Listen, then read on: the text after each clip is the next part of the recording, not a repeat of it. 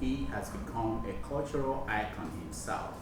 He's the former editor of The Guardian on Sunday, Jahman Anikulapo-Kuti. Welcome to SaharaTV. Thank you very much. The international presentation of the Port Harcourt World Book Capital 2014. And I'm advising the chief promoter of the project, Koko Kalango, on the project. So I believe that was the basis on which I was asked to come to New Jersey. I mean, the event held on Saturday, September 28th. I mean, that's when they presented the program to the international subscribers to the idea. So that's what I'm here. Well, yeah, to the extent that we had a very good collection of Nigerians who work in the area of literature, because the project was handled by, was coordinated here by the African Writers Endowment Incorporation, led by Ugoji. And so they've published quite a lot of books, and all those authors were present. I mean, these were Nigerians writing, but living in the diaspora who were present at the event. So there's that dimension.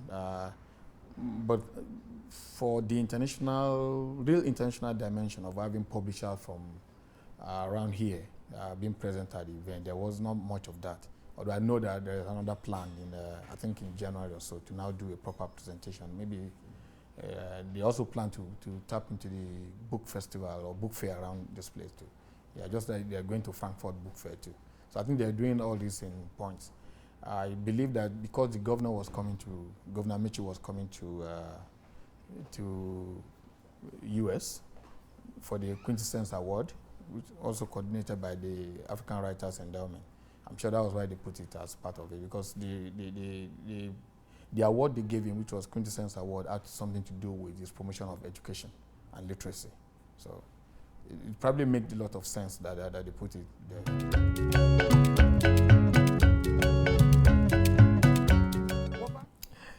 I think number one, I always say that there's a lot of self-beating by Nigerians. I mean, we don't even commend ourselves for even the slightest of accomplishment.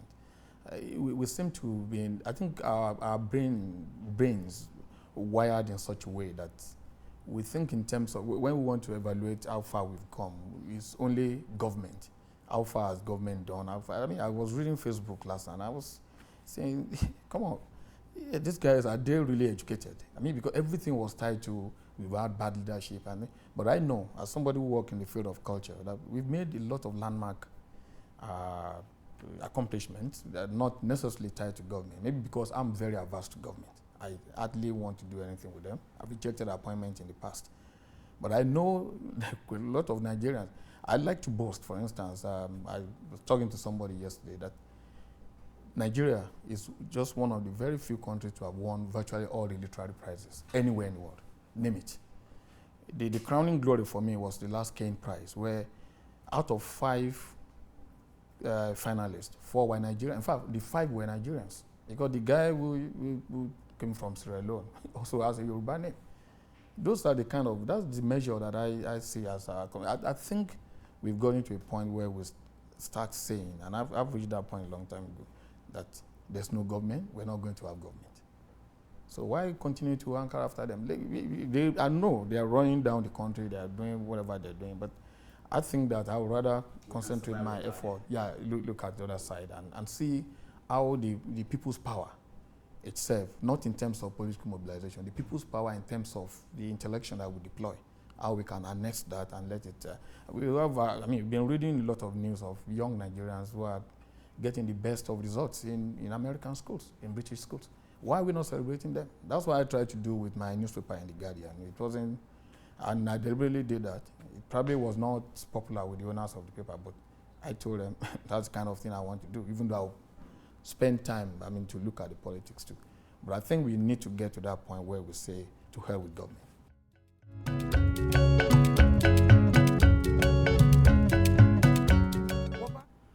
I think we were already very convinced that the Nigerian system, the way it is constructed now, is not working. It's not going to work. It will never work. Okay?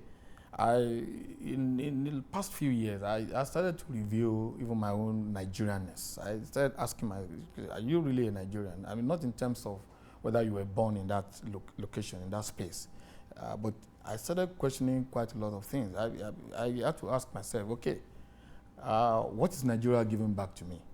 What is the kind of permutation that I see from so-called political leaders, economic leaders, even ethnic leaders? What did they say to me? It's just a class. I think there's the Nigeria of the poor and the Nigeria of the rich. So, and the Nigeria of the rich will continue to want to protect their own interests. And so that affects virtually the whole notion of Nigeria. So, for me, I can say conceptually, Nigeria does not exist. It exists as a political geographic space. Maybe what, was it Awolowo who said that? That's just a geographical expression. And so if we know that the system is not going to work, there's been a need for that national conference a long time ago. They've all been dodging it. I mean, you know, the very first step we made towards this was the Obasanjo. There was a time he formed this same kind of, yeah. And the word was always sovereign national conference or just national conference. So what's going to be the difference between this and what Obasanjo did? We have to check with that. Yeah, he did something too. So I'm not averse to really setting up a national dialogue scheme, but what do we want to achieve from it? And how is it going to be different from what others have done? You could say that in terms of the characters that have been brought in, Professor Ben Nwabweze alone has such a huge, I'll use the word humongous kind of reputation, yeah, that it could draw quite a lot of people like Okonkwo, you know. You could say that maybe they could use it, but when are we going to stop building things around individuals? And that is the institution that we go after. So if they're not going to have a sovereign national conference, which is what people have been asking for, I don't know what this national conference should go to. But definitely, the Nigerian system needs a critical review. And it cannot be done through the charade that they call the constitutional review and this mess that's going on in the National Assembly.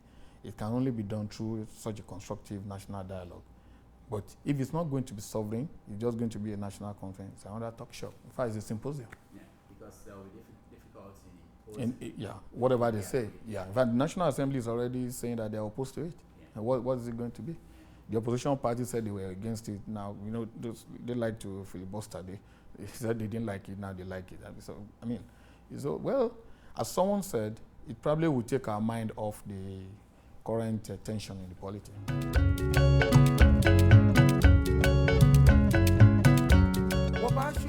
Okay, I think you know, I like to use the word accomplishment a lot. I mean, the little bit of accomplishment that we had actually affirmed my position that government by now should be slaughtered and buried. Where I'm coming from is this. From 1977, when we had the first attack, you know, that was some sort of the launch of a renaissance, kind of, that really galvanized the artistic, the resources, the artistic and cultural resources that we had. And quite a lot of things came out. In fact, that was actually the launch of our literature, of our theater and things on the world scale, because we brought 52 countries from around the world to Nigeria. A lot of them came and saw what was going on. I mean, you remember what happened to Fela, Ogunde, you know, all those generation of Achebe, JP Clark, Soyinka, how they were all involved in that and how it helped their career. And then, you know, that period of too much money and not knowing what to do with it, we couldn't harness those materials and use them as the so-called branding that we wanted to do for the Nigerian nation. This was long before the advent of 419 or Nigerian being the most corrupt and, you know, all those songs that they sing about us. Then we left them, maybe because of the military interregnum. But then 1980, was it 85 or 86, when the Babangida government took the IMF loan and we sort of crashed the economy. Go back and review what had happened between that time. But that was about the time I started my reporting as a culture journalist. I'd been writing for the newspapers, for Punch and Co., right from my university days in 1983. But 1987 was when I came out of the NYC scheme, that's National Youth Service Scheme, and came into the newsroom. And I was reporting the culture, and I could see that that renaissance that we seem to have abandoned post-Festac came back around that time. In fact, when we talk about the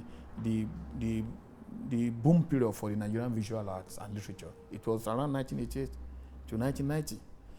And check again, that was when Nollywood, the whole idea of Nollywood started. If you check again, that was the whole idea of Nigerian pseudo hip-hop. I mean, what you could call the Nigerian reggae, the Raskimonos, and that was the time they were flowering. That was the time when the economy was crashing. That was the time when Naira became so useless that all the foreign recording companies pulled out. That was the time all the foreign film company. I remember Ampec, American Motion Pictures. In those days, if you release a film here today, by tomorrow it was in Nigeria. I don't know how they were doing it, but I remember that we were watching those films. At that time, there was such flourishing of culture, and then that was the time when government actually abandoned culture, and that was the time that the artists flowered and things. So the transformation that have happened have been through the personal enthusiasm and activities of the individual artists and the cultural workers, and it sustained them. In fact, it's every time that government comes in with an intervention that we seem to have problem. So I think the transformation has been good. The artists, I couldn't be happier because I came in at a time when culture should be. That was when we were confident enough to have an arts desk, and we formed the art desk, and we produced so many arts reporters, arts editors now, and our literature and things are still going on. At the personal level, we formed an organization called the Committee for Relevant Arts in 1991, which has been promoting arts and culture. So I always say that there's been a repressed renaissance in Nigeria culture projection that we've not allowed to flower. But I'm happy that the individuals are doing it. Those guys are the latest middle class in Nigeria, the Banj, those musicians.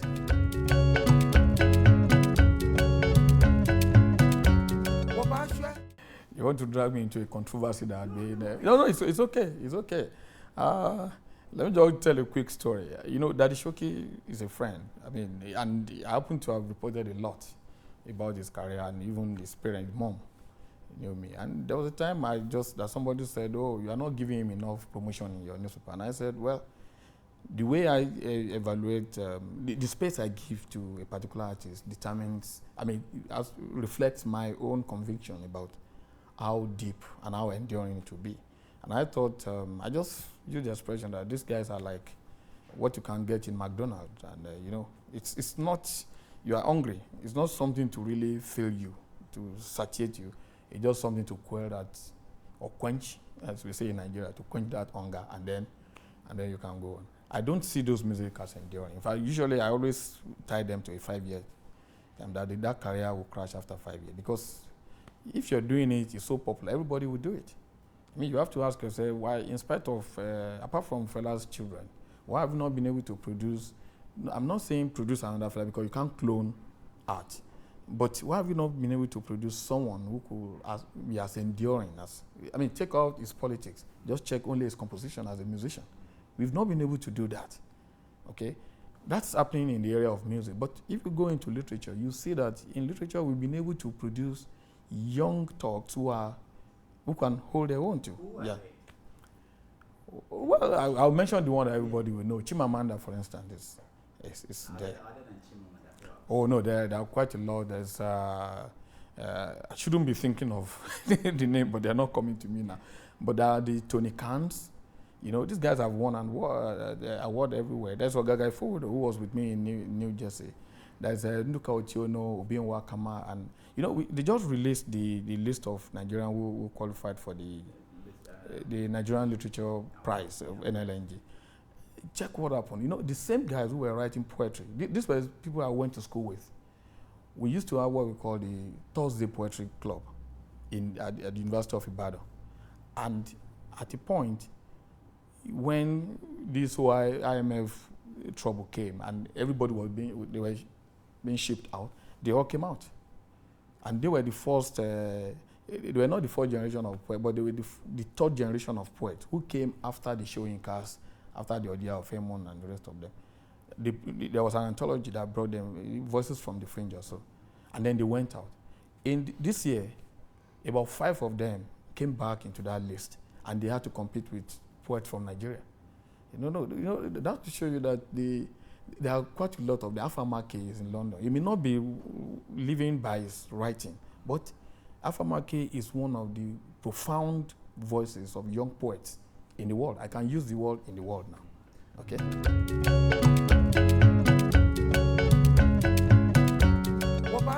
I have a double-edged reaction to that, because I also consult on that price. Although all my opinions have not been taken. I'd always been, right from the beginning, that it's maybe because I come from a very poor family. I'm not used to such huge amount. If you give me 15 million naira now, which is the current price, I'm not sure I will not faint. No, we talk about your poverty. So I've been saying that instead of giving so much money to one person, and the person just vanish into thin air, because after he's won the prize, you are not going to promote it further. I mean, they even try. They try to promote it by taking them to around schools and things, but it cannot be sustained. I said, why don't you give part of that money, split it, give some money to the winner, and then let the first runner-up, second runner-up have some money, and then give money to. In fact, part of the proposal that we suggested to them at the NLNG level, at the advisory board of the prize, was that they could have what we call the editors clinic. The very first award would not be given because there was a complaint about the quality of writing. The quality was so poor that the judges, even though they said they were ready to give the prize, but the quality of writing was so poor. And what were they were not talking of the quality of thought. They were talking of the quality of editing, the quality of packaging. We said, so why don't you start an editors clinic and put part of that money in the editors clinic so that you can train a group of editors. I said, if you cannot find them in the Nigerian system, let's take sub-editors in the newspapers who are at least one leg into editing. And when we didn't pass, we couldn't get the support from there. We started it on our own private, at the level of Committee for Relevant, where I'm program chairman. We started it on our own, and we got facility support from the same NLNG. We told them about having a publishers forum. That Nigerian publishing died with all the crisis of our economic challenges, and why don't we have a publishers forum where every year publishers come together and we show them books that are coming from other places, bring resource person in to train them. When it wouldn't pass through the thinking process of the NLNG, we started the publishers forum, and then we started the book festival. I mean, so we've always been making such intervention, but it's the company's own prerogative. Is their money, although it's our money, it's gas money, is their money, and they are free to. What we thought would happen was that the price would then engender, would then encourage other prices to come up, which is happening. Etisala just gave money for fiction. Again, they fell into the same problem. They're just going to give some millions of naira to some young people or young person who is going to win the prize, and after they win, they disappear. That is the most worrisome for me.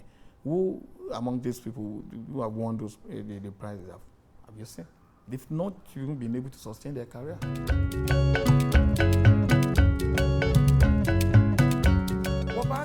I think for all the art forms, literature actually happens to be the most, maybe literature and visual arts happen to be the most, how do you say it now?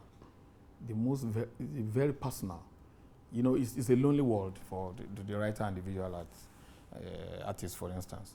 So I can imagine why, because music, theater to an extent, movie, these are what you could call loud art. I mean, they are in your face. They come to you, whether by sound, by whatever. But writing, you have to pick the book. Except now that we're moving into a digital age, you have to pick the book to read. It's not that you go and sit down in a concert.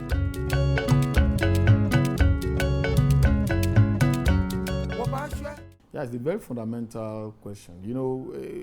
When I talked about what happened in the mid-80s, the crash of the economy, as I was talking about, I think the target of that military regime, Babangida, was to destroy the media, or to destroy anything that has to do with the engagement of the intellectual. Yeah. So writers, we were the first people to run away. Lecturers, followed by writers. Some musicians left, but they always find a way to. They will release their CD and send back and things. So the destruction of intellectual base, especially university, affected the way writing had been taken, the popularity of the book. Because at this point, you could almost say that there was not a single publishing outfit in Nigeria, apart from the university press. Until recently, when we then have the like of Farafina, is it Farafina? Yeah. Farafina, Kachifo, Cassava Republic and Co. That's the relaunch of the Renaissance that I was talking about. Because everybody just went out. So where are you going to get the book? Even when the book was produced, either a pirated copy or badly printed copy that was being sold along the road there. So the reading culture actually went out. Okay, went out almost completely because the people who should promote it were the people who went out. Majority, with one British minister was saying over 1 million Nigerians were living in the United Kingdom. I said, I'm sure that half of that were the people who left university. And look at how many of our people are outside doing things. What they could do to help the university system, to help the publishing system back home. And as I said, there will be intervention at the individual levels. What is happening in Port Harcourt is one level of intervention. What we are doing in Lagos, the Lagos Book and Art Festival, coming up in November, is part of the intervention. So a lot of people have been making all this intervention to make sure that the reading culture is returning. And remarkably, because we have to give credit where it is due. If the man is not doing so well in another area, at least for the president to have come up with the Bring Back the Book initiative, again, which I consulted on, I think it was, even though we were very averse to the politics, but we said, look, if a president for the first time will come out and say, I want to learn, even if it's for political reason, the citizen ought to seize some of this initiative and turn it around and use it. We cannot say that our leader will not continue to sell us cheap political bait. I mean, we want to learn, Bring Back the Book, because you want to be popular with the What is the policy about? What is the move? I never had a it's another intervention in relaunching reading culture, writing, and So what did the government do? Are they bringing in money? Yes. They actually convened something that we've been asking for. That everybody talked about poor reading culture. We all talk about poor publishing culture, but we know that in that period when people were not reading books, they were reading Bible tracts. Nigeria, I mean, there was a report that said the volume of truckloads of Bible were arriving. Written by pastors. Yeah, if they were not being read, why were they sending them to Nigeria? That means people were reading Bible. They were reading, but what were they reading? So what the president did with Professor Wole Soyinka was to do something that was nationally symbolic. The Nobel laureate, who happened to be a Nigerian, appeared on national television and even international media reading to a group of 400 children with the president. We have that video. Yeah. So I think it's something that was symbolic. Probably it has political undertone from the president angle, but I don't think Soyinka saw it that way. And that was why we tapped into it. So they did something that we thought ought to have been done for the leadership of the country, politically and from literature, to have signified the beginning of a process of encouraging people to read. Okay? And then from there, we encourage them to start to set up a national discourse on reading. Why, the same question you ask, why is reading so poor in Nigeria? And they had a one-day book conference, which was the first time that we're having that, probably since the 70s. We had, there was a report, but maybe where you could fault them is that there had not been a follow-up. As most things with government, there had not been follow-up. The thing is still hanging there. But I believe that one day they will get back to it, because it's a kind of report that should go to the Ministry of Education, those concerned with women development, with literacy development, and the rest of them to start using. But they've not. So it's not that there's lack of vision. It is the follow-through of the vision and then the scale of the vision.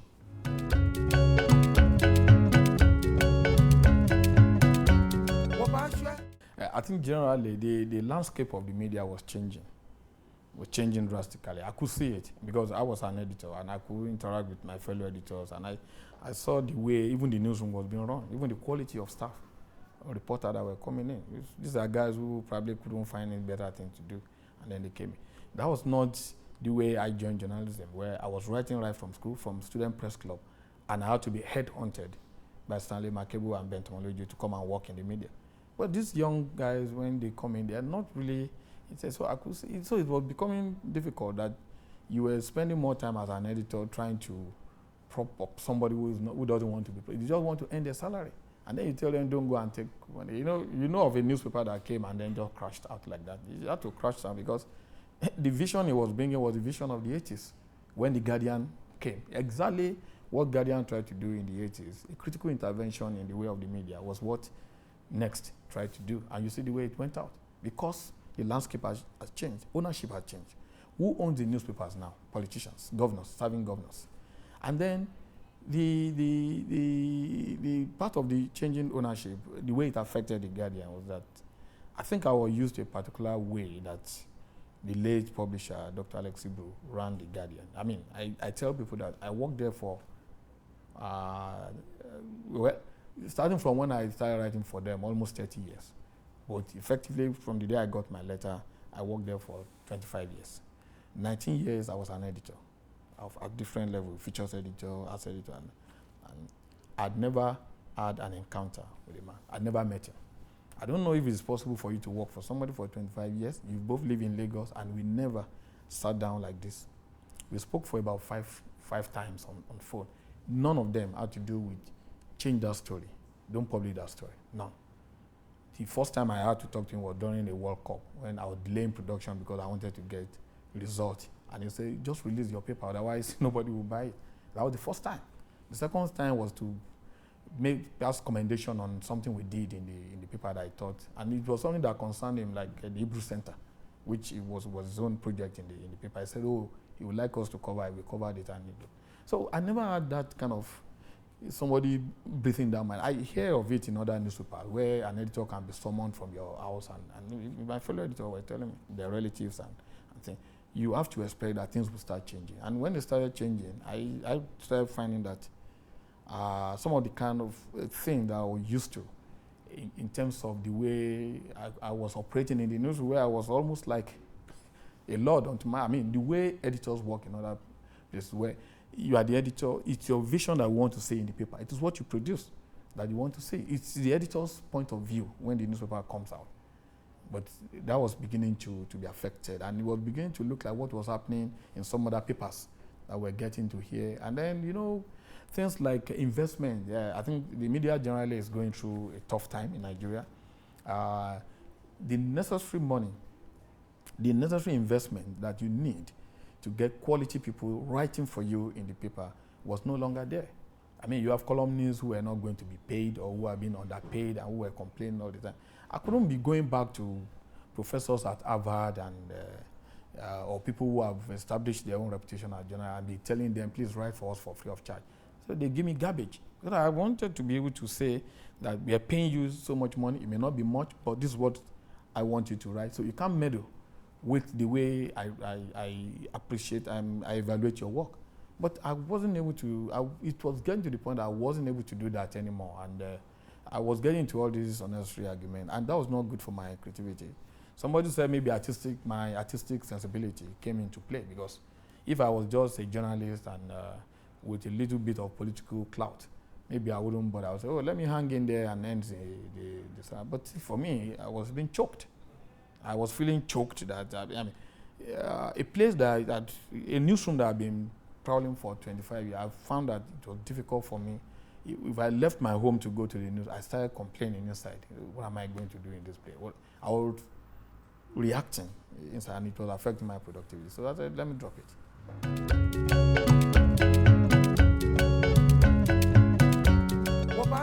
I think the media consumer now has to be more circumspect in evaluating the copies they read in the media. You have to come to a certain level of literacy to be able to appreciate what you want to read in media. We're lucky that the online media has come to do some kind of rescue. But then the mushrooming of that too is now helping to destroy what has been built. Because there are so many people doing all kind of what we call page journalism. But I think you still have to trust what you read in the media, because the media is still playing the role of collecting information and disseminating. Okay, but the degree of trust is what you have to check. I know the media is having real trust deficit now, because people don't really, or because you don't know which one has been paid for. And as I said, most of the media are owned by serving governors, serving senators. If they are not directly owning it, they are chipping it money. And you see editors going to work for, being pushed by their publisher to go and work for government and things. The corruption in the media, I don't know how we can successfully push it off, because most of the media houses are not even paying salaries. Or if they're paying, what is the salary?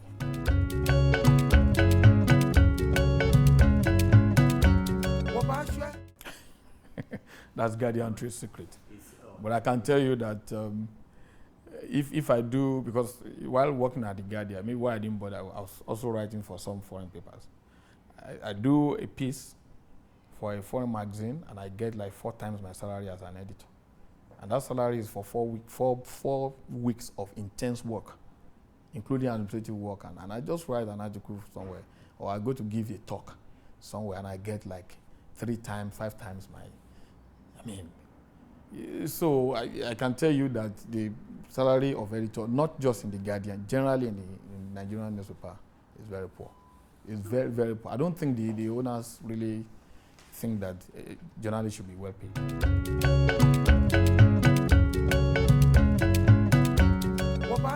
I won't say that I justify it, and I would not say that it doesn't justify, but this is the scenario. If you're not paying somebody very well, you paid somebody 100,000 naira. He's gone to university and he's come. How much is 100,000 naira in dollars? And somebody is offering him even half of that to plant a story in this way. You think he will not take it? Because that's what is going on. Or somebody who has not been paid salary, and he has not left the newsroom, he has not sacked himself, you've not sacked him. He's still coming to that newsroom, and he leaves home and he tells his family, I'm going to work in, and they expect him to bring at least money for food. So, the temptation is so high. Even for me as an editor, I noticed that the temptation was so high that you could be pushed to do things that you don't want to do. Even those were part of the reaction, the internal rebellion that I said I was suffering from. My conscience could not carry certain things when certain offers were made, and I had to say no.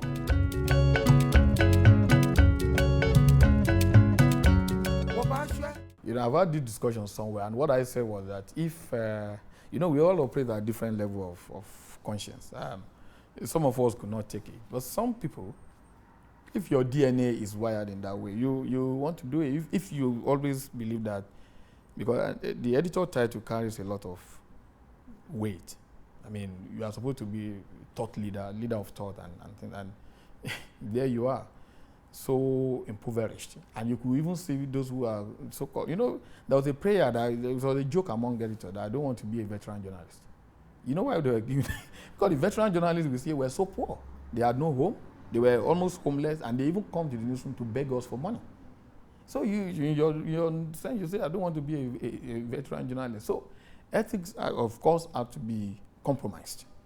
It has to be compromised. Maybe if you find it still in a very few places, there's no way you can sustain that when people are not being paid and they're supposed to be getting news and they're brandishing money. And you know that in our own society, it doesn't operate in other places. Money has become like a thing god, worshiping money. You live abroad. When you are going home now, your people don't want to know whether you are doing investigative journalism. Where's the house? They will compare you to that spare part dealer. That look at, you are Rudolf Okonkwo, look at that Emeka Okonkwo, look at the house. He's just selling spare parts. He's going to sell spare parts for you to mend your car. And so how do you, so our cultural environment too encourages corruption. Because they have to ask you, you live abroad all this year, where's the dollar? They're not interested in all the English. You know that.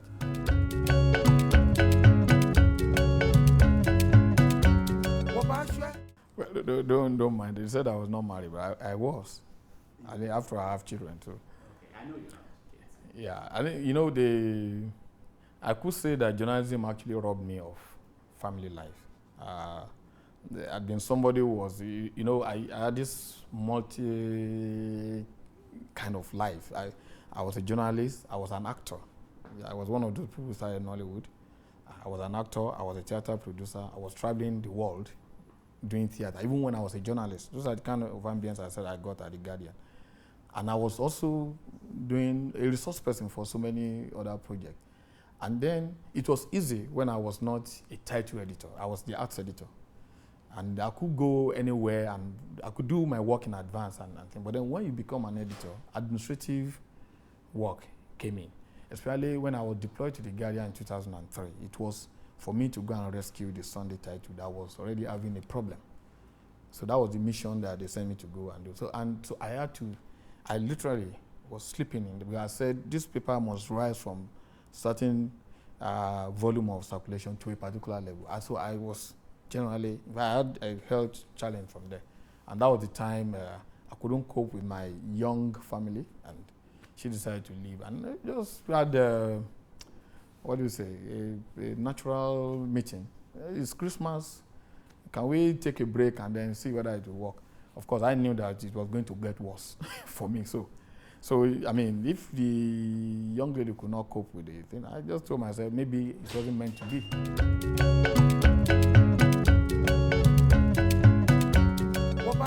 Even before I left The Guardian, about 2007, I started what I call the Cultural Advocates Caucus. This is something that I thought was necessary as an intervention too. We've been writing a lot about politics, about the policy, cultural policy, and nobody was. I thought that if I have an agency, that its main mission is to project around the issue of making culture to become a staple. As you see in New York, as you see in other countries, that culture becomes a part of the national economy. Nigeria, we don't even want to entertain it. We just know culture to be a Owambe party.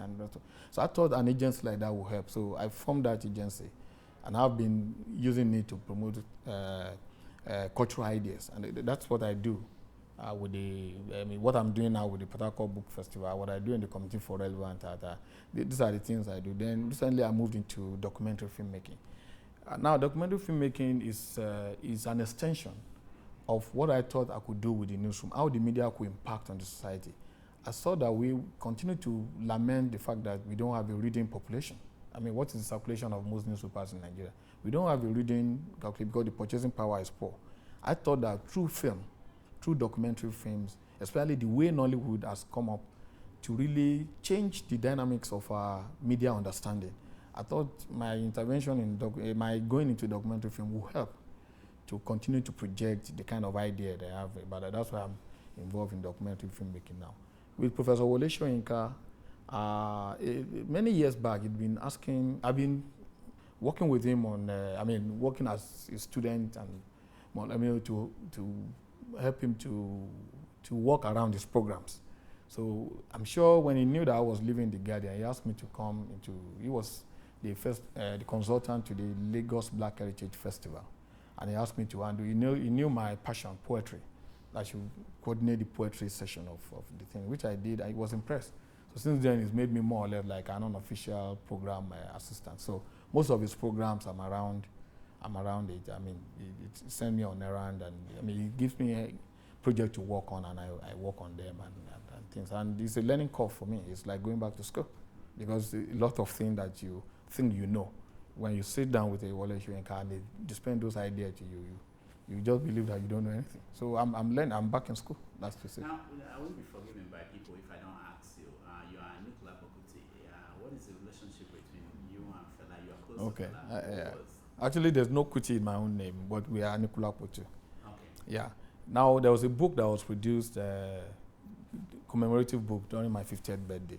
And one of the articles I exposed there was a long piece I did for an international magazine on Fela. They were looking at the post-Fela and the family, the Ransom Kuti family and thing. I'd encountered him around 1987 or so when he came to perform at the Lekki Sunsplash, where I was the stage manager. And he had asked the question that, which Anikulapo is yours? And I told him that, well, I'm from the Anikulapo family. I mean, that's the origin of the family, from Temidire village in Aberdeen. I said, oh, that's where my mom comes from. I think from that, I get to know that he took the name. People thought it was a concoction. I think he took the name. I wish he were alive to say it, that he took the name from his mother. And he said something like, after all, my mama not the rebel. That his father is, you know, he has a way of explaining all these things. And so he had indicated that his mom probably originated from that family. And that's what I reflected in what I published. And I'd gone back to my dad then to ask. And he said they knew. In fact, he already told me that he knew my dad. Made some funny jokes about my dad when they were living in Abeokuta. I mean, when they were in school. He was not in their school, but they were living in the same neighborhood. And my dad actually affirmed some of the things he said, that they knew him as somebody who could be, you know, the way the Yoruba structure there, you are not necessarily closely related as such, but because you come from the same lineage. So I think the mom is from the Anikulapo lineage, and he probably took the name from there. That was not explained before he died, but I think that's so I always call the Anikulapo-Kutis my cousin. Like Yeni, I'm close to him. I'm close to Sheung is my very, very good brother. I'm close to Femi. I'm close to generally to the entire the entire family. But I think that's the relationship. All right. Thank you so much for coming to Sahara TV. Thank you very much.